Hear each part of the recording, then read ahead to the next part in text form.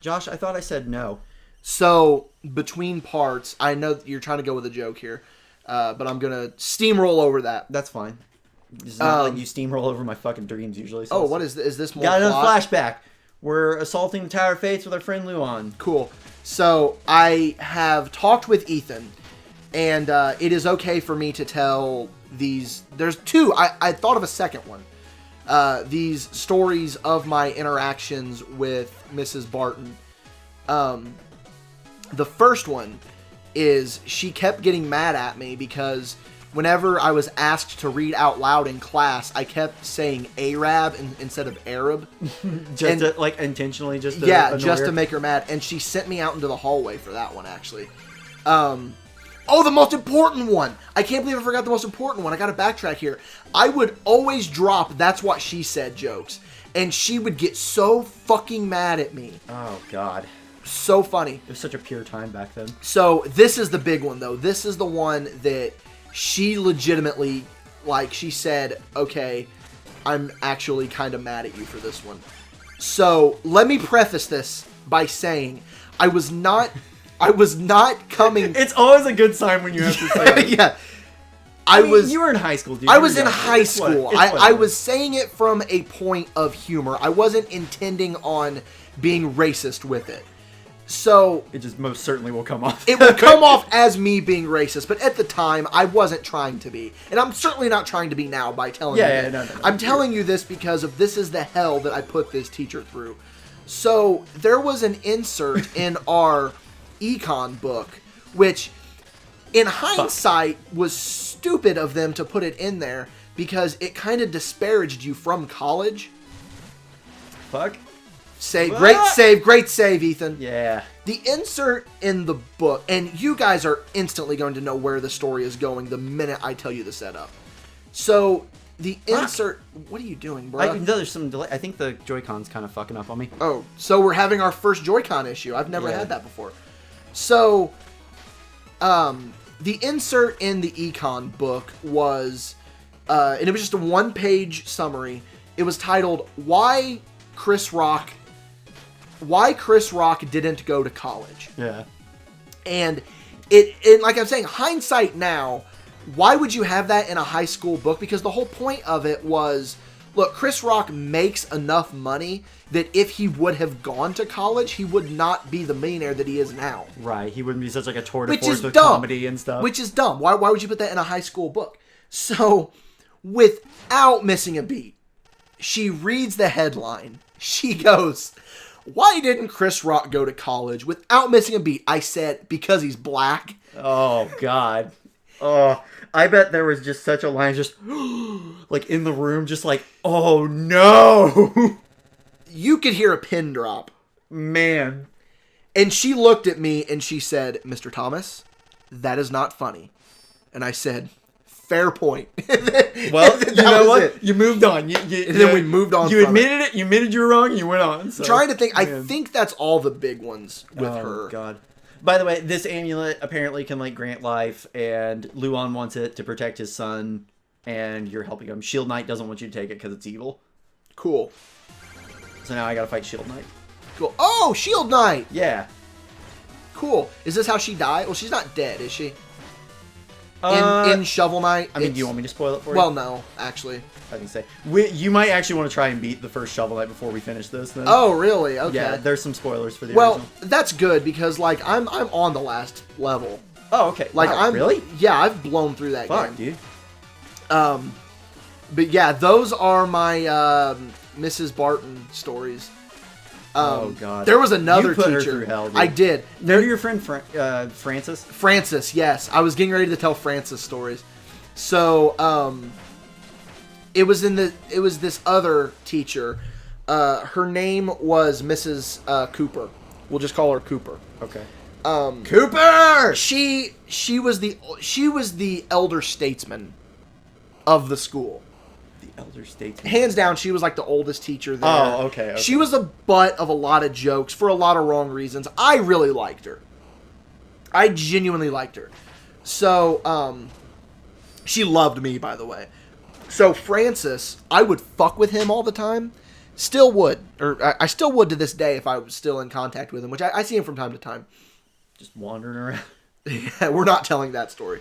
So, I'm going to have an entire episode of me just telling Francis stories. There's so many. Do you just want to start with one and then maybe we can... Well, I want to start with... I want to start with the Mrs. Cooper stories because they were really funny. So, I would do things like I would knock my books off my desk and I would say, Mrs. Cooper, Francis just knocked my books off my desk, and then she would make him get up and pick them up. You're a fucking asshole. I am an asshole. Then I would clap my hands together. That didn't make a very good sound. And be like, Mrs. Cooper, Francis just smacked me. And she'd be like, Francis, don't do that anymore. And he'd be like, but Mrs. Cooper, Josh is doing this. Literally how he talks. I love him, though. He legitimately is a great dude. He's one of my best friends. But you fucked with him all the time. I was so mean to him. But it was all in good fun. He was in on the joke. I was never laughing at him. I was laughing with him. He got it. He got the jokes. So... This guy got jokes. One time we locked him out of my house. Oh my god. That was a funny story. Do you think he'd say the same about you? Probably not. He's a fucking asshole is probably what he would say. So are we ready to try... I guess we're doing Tinker Night. I was going to say... Let's go in order. Are we ready to do Propeller Night or no? We'll save Propeller Night for last because that was our one that we failed. Yeah, horribly. That stumped us. So... It's way easier with all the powers. We were outside swimming. I got some good... I'm just going to call him... I'm not going to call Francis by name, but I am going to refer to this guy by name. Fucking Bryso, man. Oh, Bryso. I had this buddy, Bryso, and, that's getting into even more fucking cringy Josh stuff, but we'll get into that later. But you're just bearing it all right now. This is like inside the actor's studio. It is. So, one time we were all hanging out. It was, me, Bryso, Francis, and our buddy, let's call him Jack. And, so... Do I know Jack? You do. I will tell you when we're off. Okay. When we're off camera. I was gonna say because we keep changing these names and I'm losing track of all of them. So, but I have no problem calling Bryso if I can get it out. The Bryso by name. He's a cool dude. I have some funny stories with him. But so it was me, Jack, Bryso falling off the ledge, and Francis. And Francis, we locked him out of the house. We were all outside swimming at my house, and we had the CD player out there, the boom box, if you will. The old boom box. So that should date it. And I had the carrying case that everyone had of CDs. Matter of fact, I think I still have it somewhere. Jesus Christ. Somewhere in here. I think it's probably an ancient relic of a long forgotten time. Yes. And so we lock him out, and he's like, you motherfuckers, you let me back in that house. I'm barely exaggerating his voice for the record. I was going to say, I know him, or met him. Barely exaggerating his voice. He'd be like, you motherfuckers better let me in the house, da-da-da-da. Pissed. Just fucking pissed. So he grabs the CDs. Oh, no. He's like, hibble dibble, trouter judge. That was another thing. We would always say that when he talked, he would say, hibble dibble. Because that's how he sounded. He'd be like, I'm going to throw these fucking CDs in the pool. So Jack goes, dude, lock me out of the house. I'll pretend that I'm locked out. Oh, okay. I know who Jack is. Yeah. He's like, I'll go get the... Jack also claimed that he drove... Don't tell this one yet. Okay. We'll make a comment on it. Yeah. So, Jack's like, dude, I'll go get the CDs, trust me. And I was like, okay. So, we lock him out, and he's playing along. He's like, you motherfuckers, let me in the house. You fucking cocksuckers, blah, blah, just cussing us out. Making Francis believe that he's on his side. My God. So, and I can see him talking. Like, Francis is holding the CDs, and he's like, I can see, I don't know what they're saying, but Francis just has this look on his face of like, I'm intently listening.